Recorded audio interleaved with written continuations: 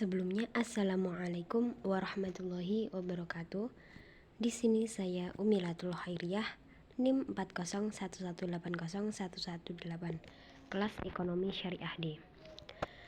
Pada video kali ini, saya akan menjelaskan perlindungan konsumen, yaitu contoh kasus pelanggaran konsumen di platform e-commerce. Langsung saja.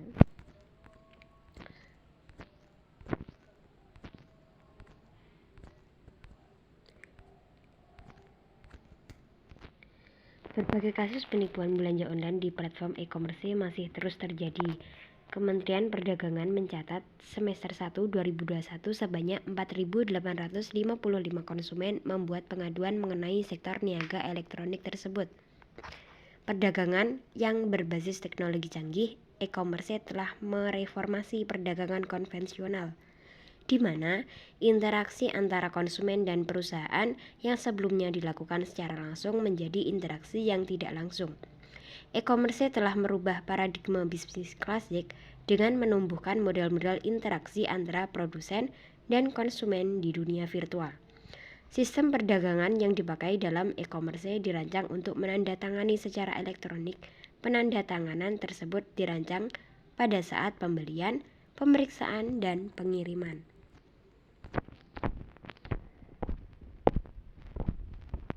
Selanjutnya, dampak dari adanya internet bagi konsumen di satu sisi telah mengubah pelaku konsumen menjadi semakin kritis dan selektif. Begitu juga bagi produsen, memberikan dampak positif dalam memudahkan pemasaran produk sehingga dapat menghemat biaya dan waktu. Sebaliknya, karena kedua belah pihak secara fisik tidak bertatap muka atau tidak bertemu secara langsung, kemungkinan lahirnya bentuk-bentuk kecurangan atau kekeliruan menjadi perhatian utama yang perlu penanganan lebih besar.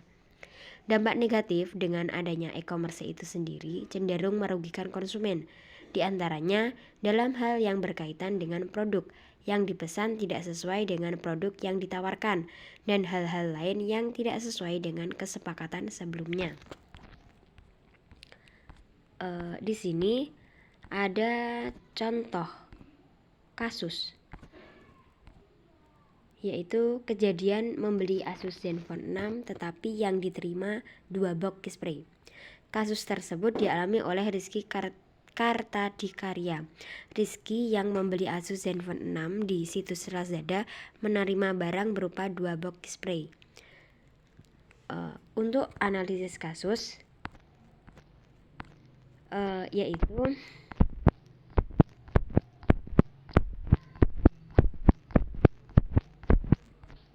pelaku kasus ini dapat diketahui bahwa pelakunya adalah pegawai Lazada. Perbuatan pelaku yang dengan sengaja memanipulasi kiriman barang sehingga merugikan orang lain, yaitu konsumen, merupakan perbuatan penipuan dan dapat dikenakan pasal 378 KUHP.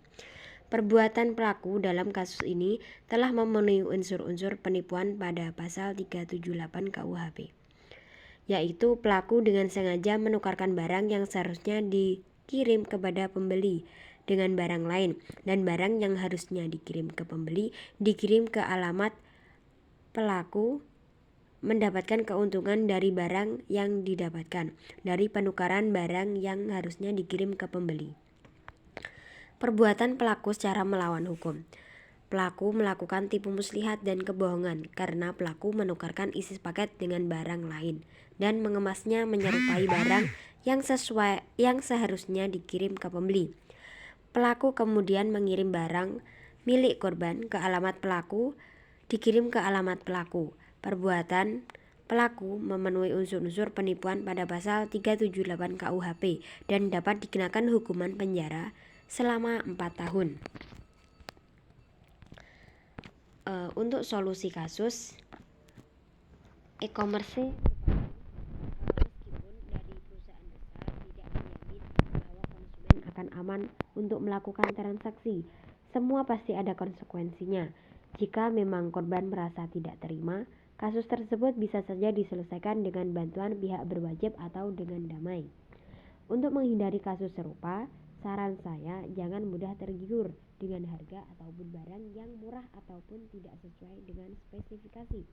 Seharusnya calon konsumen patut curiga apabila barang yang diterima tidak sesuai dengan pesanan awal. Untuk solusi, misal membeli barang yang berharga, alangkah baiknya tidak membeli secara online, tetapi calon konsumen bisa langsung datang ke tempat penjual HP tersebut, karena dengan begitu calon pembeli atau konsumen tersebut dapat memilih secara langsung barang yang diinginkannya. Mungkin itu saja yang dapat saya sampaikan. Ada kurang lebihnya saya mohon maaf. Akhiran, wassalamualaikum warahmatullahi wabarakatuh.